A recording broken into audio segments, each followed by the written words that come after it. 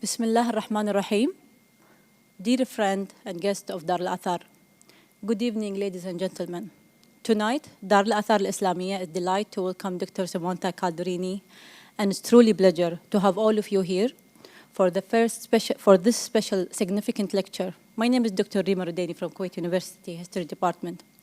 Allow me to share about how we arrived here at this moment. A couple of years ago, I had an incredible opportunity to study Islamic history in England.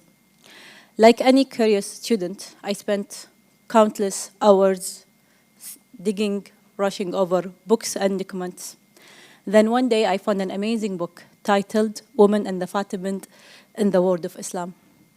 It was the light bulb in my mind, sparking delight to research deeper into a history of women in Islamic period. And today I have a privilege to introducing someone very special to me, Dr. Simonetta Calderini. She's one of the brilliant minds behind the book with Dr. Dalia, who both inspired my research journey. Dr. Calderini work is not only shed light on forgotten stories, but also open up a new perspective in the field.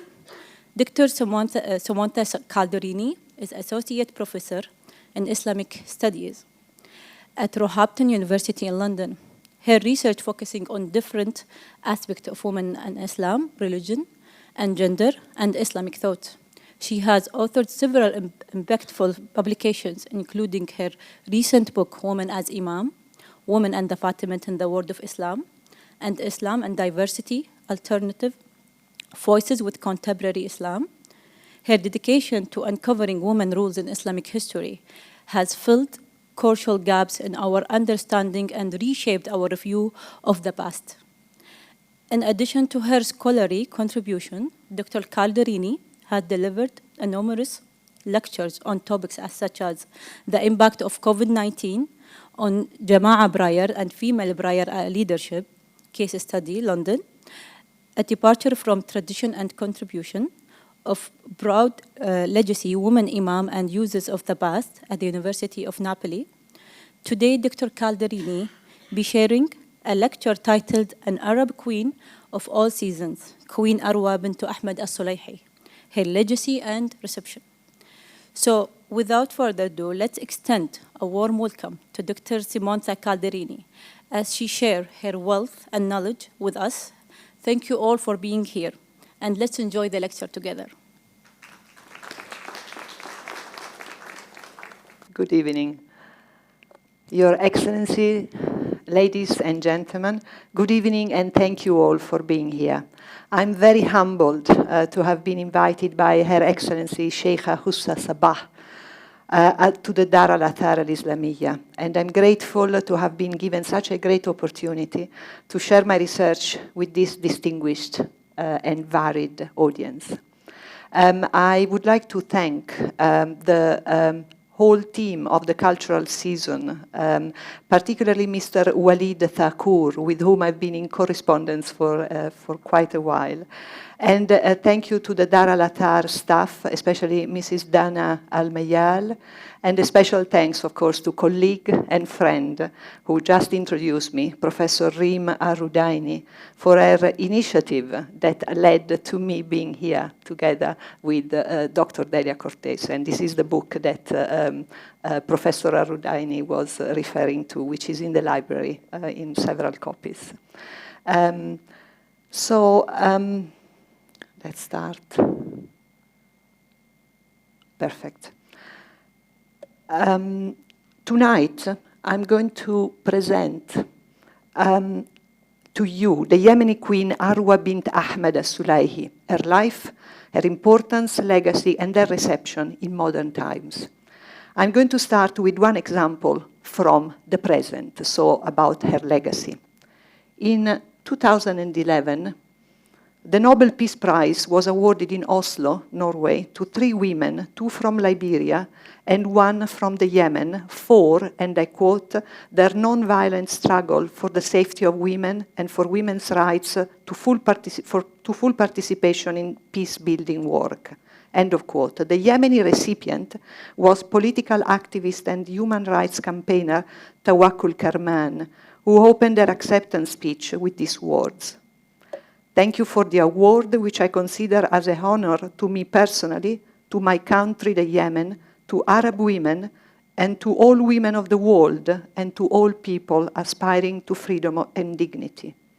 Towards the end of her speech, she mentioned her country again as the Yemen of wisdom and ancient civilizations, the Yemen of more than 5,000 years of long history, the great kingdom of Sheba, the Yemen of the two queens, Bilqis and Arwa. And Bilqis is the Arabic name that is given to the Queen of Sheba. On the screen, there is a picture of Tawakkul Karman in Turkey. Her mention of Arwa, who is referred to by some medieval scholars, as well as in popular contemporary lore, al-Bilqis as-Sughra, the little Queen of Sheba, brought the Yemeni Queen Arwa to the attention of a wide public. In 2021, during an interview with Time magazine, Dr. Karman identified Queen Arwa as an exemplar of Yemeni women's strength, saying, "We are strong. We have a great history of women leaders. The Queen of Sheba, Queen Arwa. Yemen under their rule was the richest country in the region." End of quote. Thus, for the recipient of the Nobel Peace Prize, Queen Arwa exemplifies not only ethnic and national pride, but also serves as a precedent in Arab and Islamic context, which validates female political leadership and political activism. If you please look at the slide again, you might note the big yellow microphone on the left.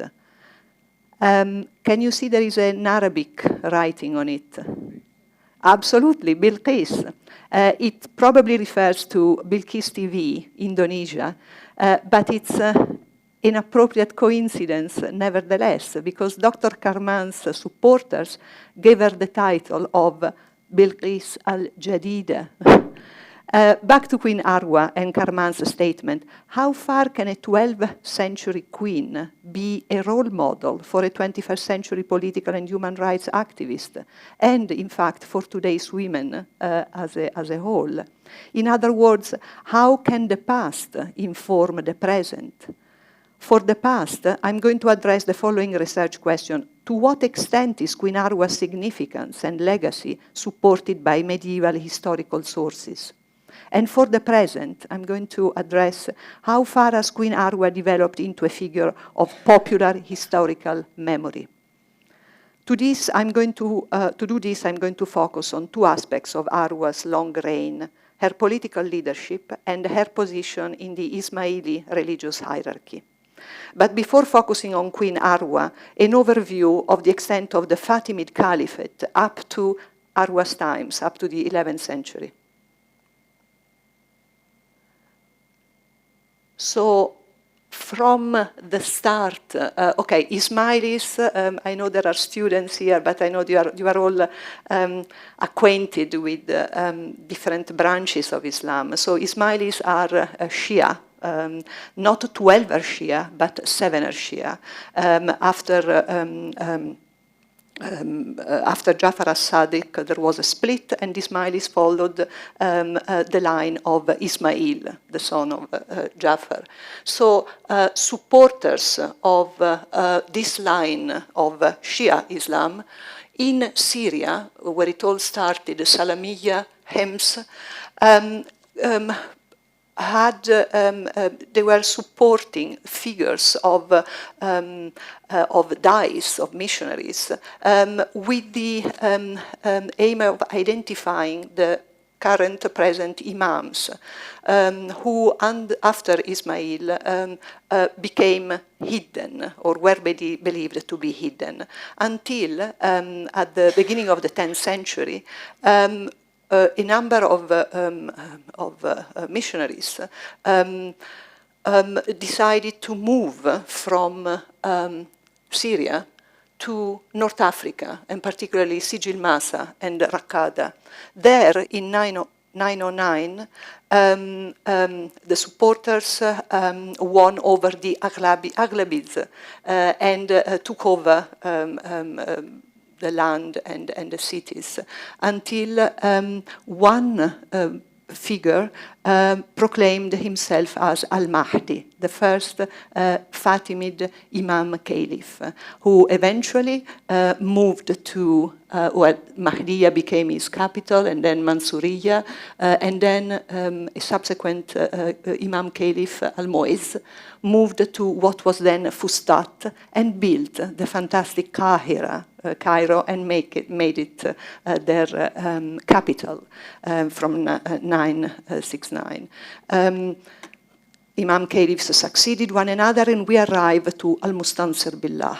And here is where Queen Arwa is relevant in terms of chronology. So I'm sorry it was very quick, but just to give some background.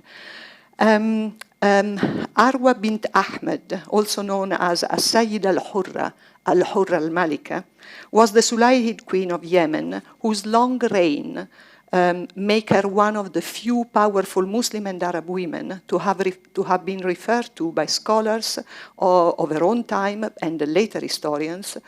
Born around 1048 in the Haraz mountainous region of Yemen, Arwa was the daughter of Ahmad ibn Ja'far ibn Musa, a member of the Yemeni Sulayhid clan and descendant of the Yemeni Hamdani tribe.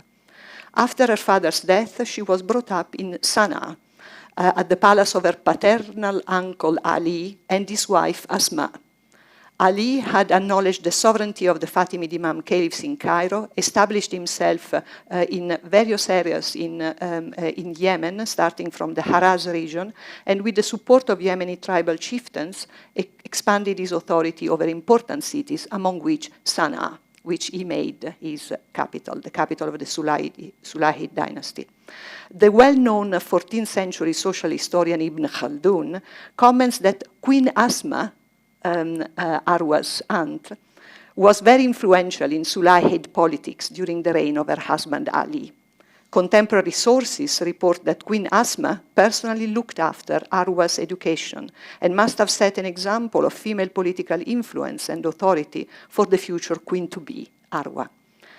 At around 1817, dates here are, you understand, quite approximate, Arwa married her cousin, al-Mukarram, the son of Ali and Asma.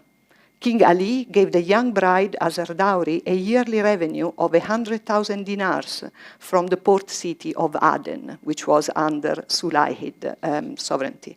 Around 1067, having appointed his son as Mukarram as his successor, Ali was killed by rival Yemeni tribesmen. Mukarram became king. Less than 10 years later, al-Mukarram became incapacitated by paralysis. In 1074, his influential mother, Queen Asma, died. Al-Mukarram delegated all state affairs to his wife, Arwa. It is reported that from that year onwards, Arwa had her name mentioned in the khutbah after that of the Fatimid Caliph and her husband. These events mark the beginning of Arwa's effective exercise of power as queen consort. Ostensibly for medical reasons related to her husband's disability, but more likely because of local tribal rebellions, Arwa moved south of Sana'a to the mountain town of Dhu Jibla, which she made the new Sulayhid capital. There she became the patron of architectural projects, including the new dynastic palace known as Dar al-Izz and the Jamia Mosque, the one in white on the screen.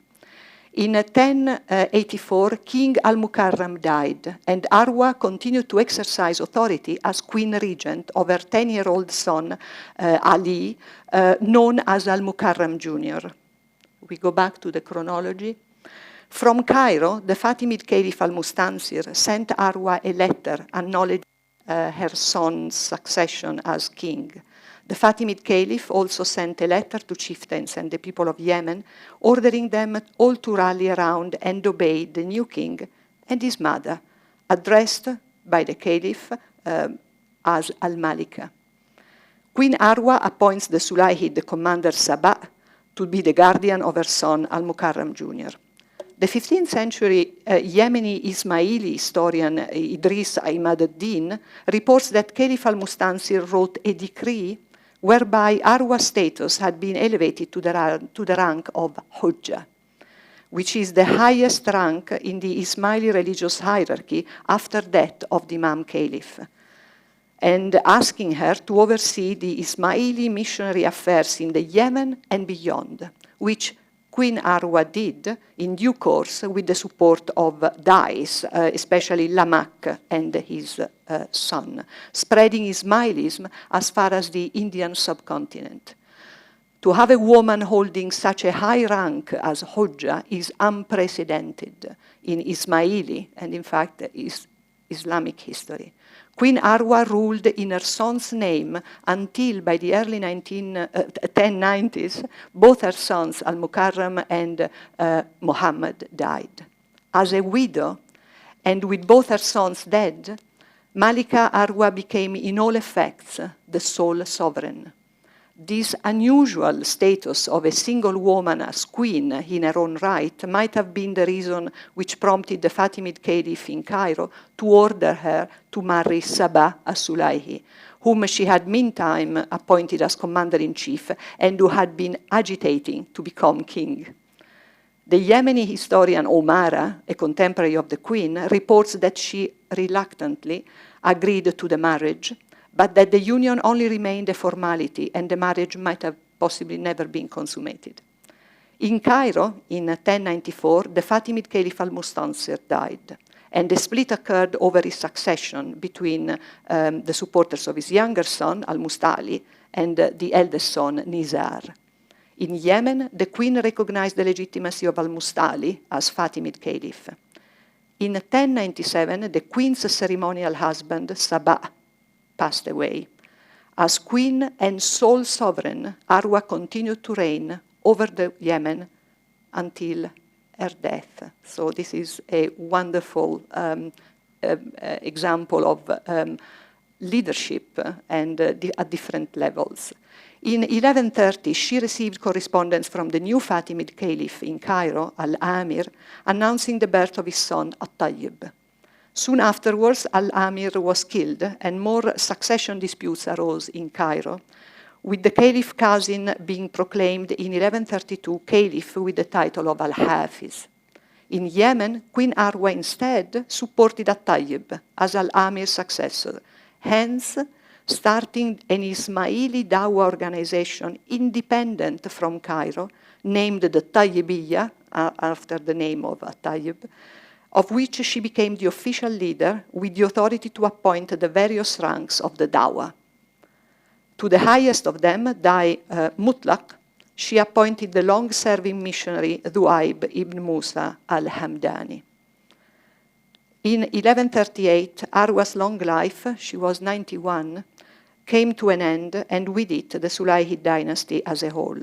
She was buried in the Jamia Mosque in Dhu Jibla, where her tomb is visited to this day by Muslims of all different branches, not only Ismailis, but Sunnis and all types of pilgrims go there. Dhu Jibla came under the control of the rival Hafizi Ismaili tribes until in 1174 the Ayyubids entered Yemen, following the abolition of the Fatimid Caliphate by Salahuddin. So here you have a picture of this very much visited shrine tomb of Queen Arwa. As I mentioned earlier, she had been an architectural patron of several projects in and around Jibla, including palaces, mosques, bathhouses, bridges, and other infrastructure. Here is the mihrab in the Jamia Mosque in Dhu Jibla, the oldest surviving mihrab in Yemen, the design of which was replicated later in local mihrabs. It is claimed that this mosque also served as a center of learning with classrooms and lodgings for its students. Arwa commissioned works in the great mosque of Sana'a, where two inscriptions, still visible today, bear her name as Al-Hurra As-Sayyida Al-Malika. And one of those inscriptions is dated 1119. Looking back at Queen Arwa's long reign of altogether 72 years, a slight diversion here, to compare her with another queen, familiar to us all, who passed away on the 8th of September 2022, Queen Elizabeth II. The longest reigning queen for 70 years and 214 days. Please check the 72 years of Queen Arwa. Of course, this is not a historically sound comparison, as the political systems, type of authority, and historical circumstances of these two queens are so very different. While Queen Elizabeth was a sovereign in her own right for her full reign, Queen Arwa had been queen consort, queen regent, queen consort, and then sole sovereign. Reading between the lines, however, Queen Arwa may have well been the de facto ruler for much longer, possibly over 60 years since she moved the capital to Dujibla. Though in different ways, both Arwa and Elizabeth II were also religious leaders. Queen Elizabeth continues the tradition of the sovereign monarchs of Britain of being the head of the Church of England, appointing bishops, for example. But if Queen Elizabeth II remains the longest serving queen ever, Queen Arwa can be nevertheless crowned as the longest reigning Arab Muslim queen of all times. So we have to give her due for that. How do we know about this remarkable Arab queen? On the screen are the main medieval sources which are directly relevant to the narrative I quickly went through with you. The first three are contemporary to the queen herself. The first is al-Sigillat al-Mustansiriyya, a collection of 60 letters sent to Queen Arwa, mostly from the Fatimid Caliph al-Mustansir in Cairo, but also from the Caliphal household. They are focused on politics and practical organization of the Ismaili Da'wah in Yemen and beyond. The second source are two works by Sultan al-Khattab ibn al-Hasan, the Diwan and Ghayat al-Mawalid. Al-Khattab was a Yemeni Ismaili Tayyibidai, a Hamdani chieftain, and a poet.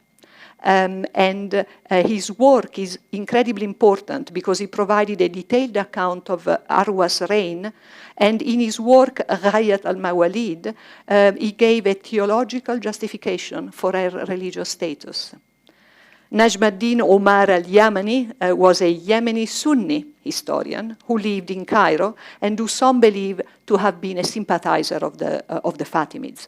His portrayal of Arwa is very positive, listing all her qualities, among which her intelligence, knowledge, literacy, formidable memory, and her excellence in glossing texts. Umara Tarikh al-Yaman is the main source of most subsequent historical accounts about the queen. It's in Umara that she's actually specifically called Arwa, because the sources refer to her as Sayyid al-Hurra or al-Malik al-Hurra, not naming her as Arwa. And it's in the previous author, Sultan al-Khattab, that she's first related linked to Bilqis as Bilqis as-Sukhra.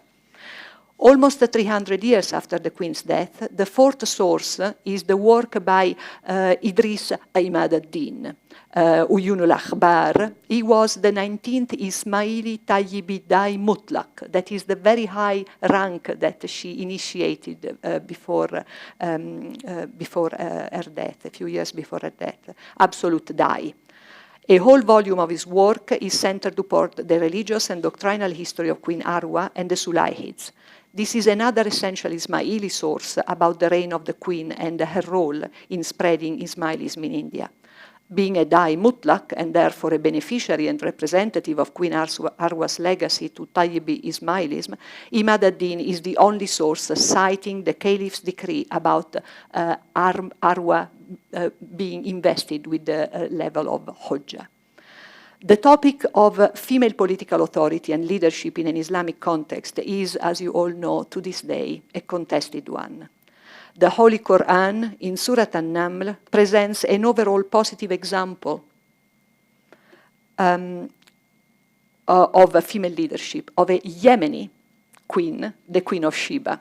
Of course, the name is not given in the Quran. As you can see from here, she's simply Imra'a Tamlikuhum. She's a female, she's a Malika, obviously, but she's not named.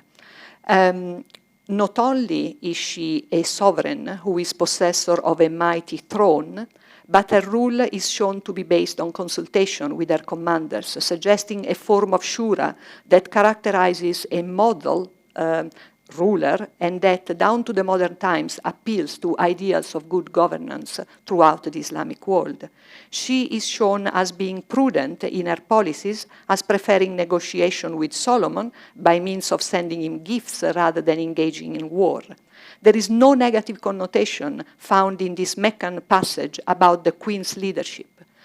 There are, however, recurring statements against the polytheistic religious practices of the people of Sheba, who worshipped the sun rather than God. This is Hudhud speaking back to King Solomon. وَجَدْتُهَا وَقَوْمَهَا يَسْجُدُونَ لِلشَّمْسِ مِنْ دُونِ اللَّهِ. However, this is eventually resolved at the end of the narrative in verse 44, where the queen repents her behavior and surrenders to God. Aslamtu ma'a Sulaiman lillahi rabbil alamin. If the Quranic message is neutral about the legitimacy of female leadership, this is not the case for a number of later commentaries of histories and hadiths.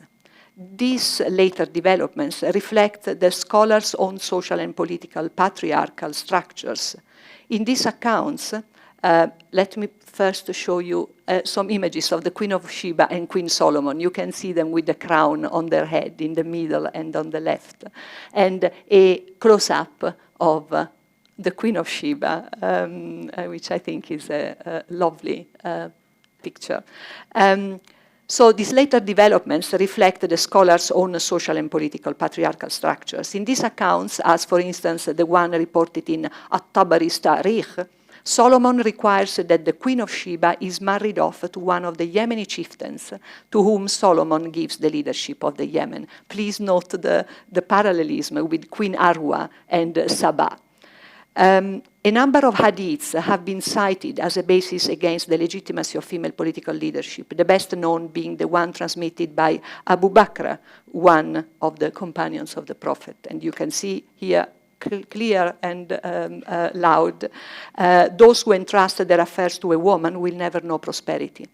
There are contrasting scholarly arguments about this hadith. For some scholars, like At-Tabari, this hadith does not justify women's exclusion from political leadership. For others, in fact, it does not mean one of the main requirements of the validity of hadiths, that is not to contradict the Quran, and they refer to the Surah An-Naml to show that, yes, there was a people who prospered under the leadership of a woman. But back to Queen Arwa. There are varied reasons why Queen Arwa has been associated with the Queen of Sheba and referred to as Bilqis as-Sughra. Both queens are reported as having exercised their authority by way of consultation, with justice and prudence, as being sovereigns who cared for their people, who in return supported them. Moreover, narratives about both queens show that there must have been a degree of unease in some quarters about a female sovereign ruling on her own, so much so that the presence of a husband was felt necessary, whether welcome or not. So, to answer the first question of this paper about the past, is Queen Arwa's significance and her legacy supported by medieval sources?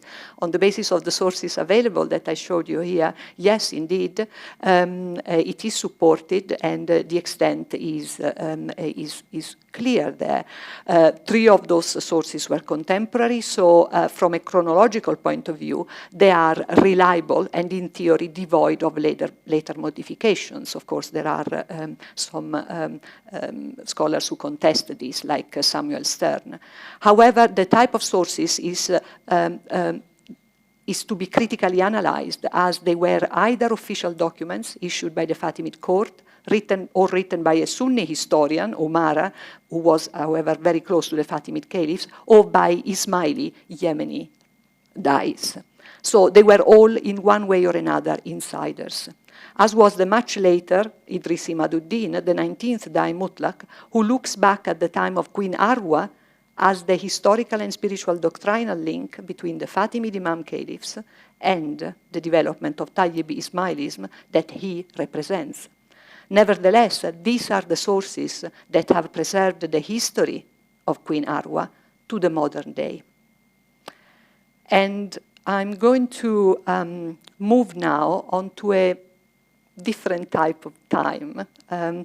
Both Queen Sheba and Queen Arwa have become part of historical and cultural memory, not just in Yemen, but in the Arab world, the Islamic world, and beyond.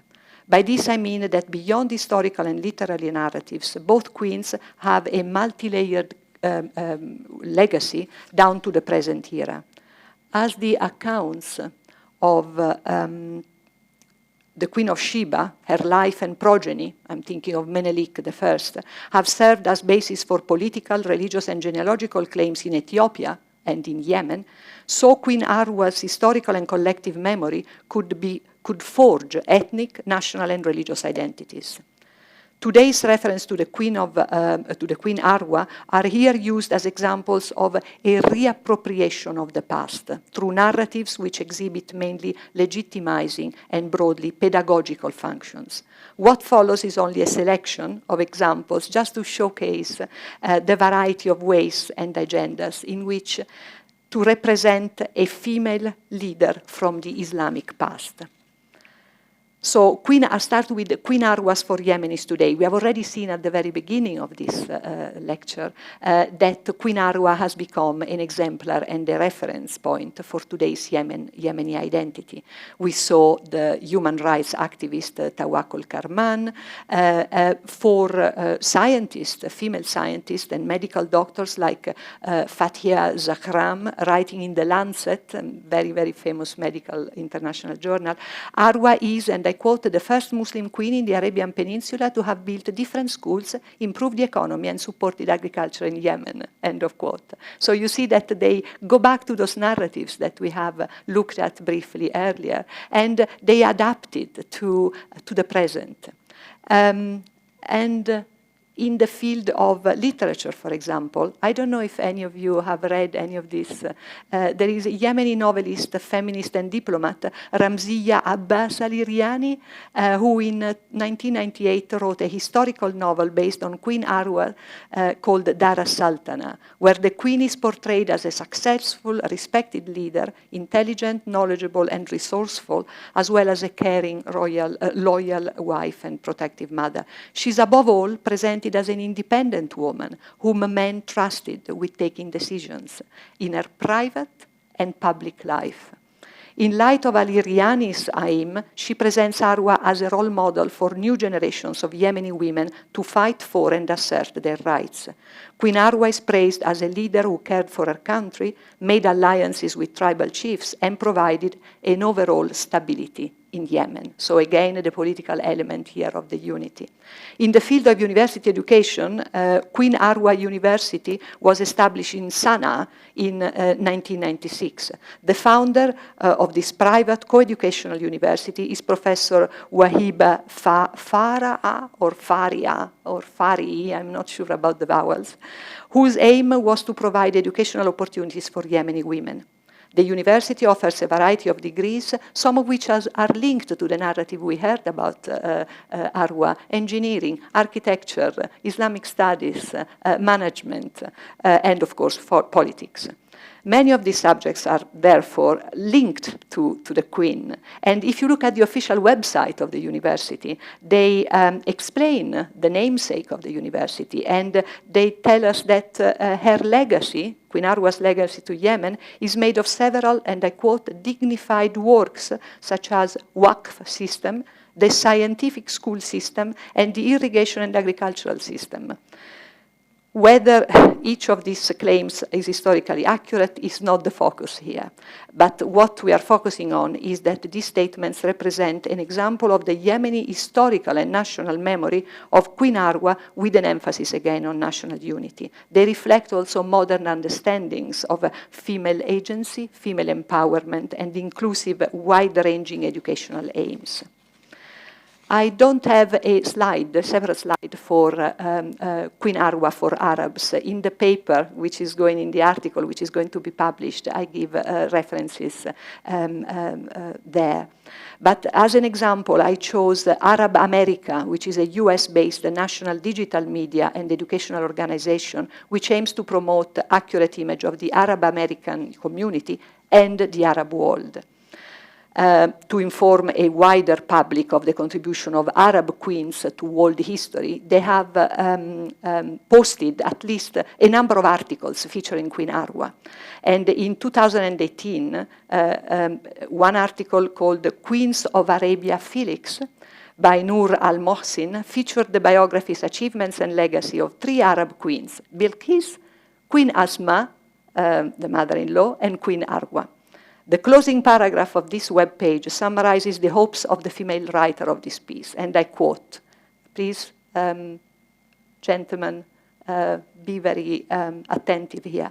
Throughout human history, many men ruled, and a few women did, and became iconic role models. With the prevalence of well-educated and capable women in Arab nations, it is very likely to see a female leader for an Arab state in the near future. So this is a hope that the writer has, and it tells you a lot about the legacy and about the role model. So all in all, for Arabs in various parts of the world and in the diaspora, Queen Arwa may well become a unifying reference point as the longest-serving Arab Muslim queen of all times. We move to another example of Queen Arwa for Muslims today. And we have Muslim Pro. Is there any student who uses, or anybody who has used this app? This is a very, very popular app for prayer times, for all things Muslim, and it's a platform that started in Singapore, and it has had 150 million downloads worldwide. So we are really talking big here.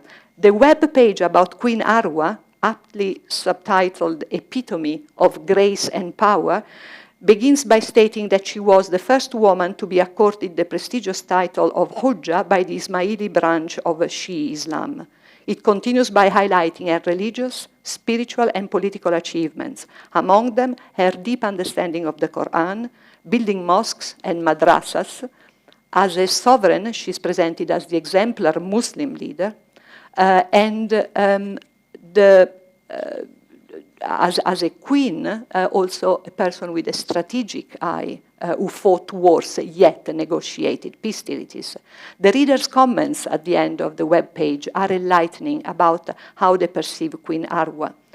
Many disclose that they did not know about her existence at all and enthusiastically declare that, and I quote, stories like this need to be told to encourage our Muslims to try and emulate, to educate themselves, and to be leaders of tomorrow, and reflect that the Queen's story is also to be used to counteract common widespread beliefs and misunderstandings about Muslim women. So again, you can see how it is brought to the present. On the right-hand side is a more specific branch of Islam, and this is specifically Tayyibi Ismailism. I mentioned that Arwa holds a very special and crucial status for them, that the Caliph conferred to her the rank of Hujjah. And on the basis of her status, they state that in 1132 she appointed Ad-Duaib as the first Dai Mutlaq to oversee the affairs of the Yemeni Dawah. In this way, she secured the continuation of the Ismaili Tayyibi Dawah even after her own demise and the end of the Sulayhi dynasty.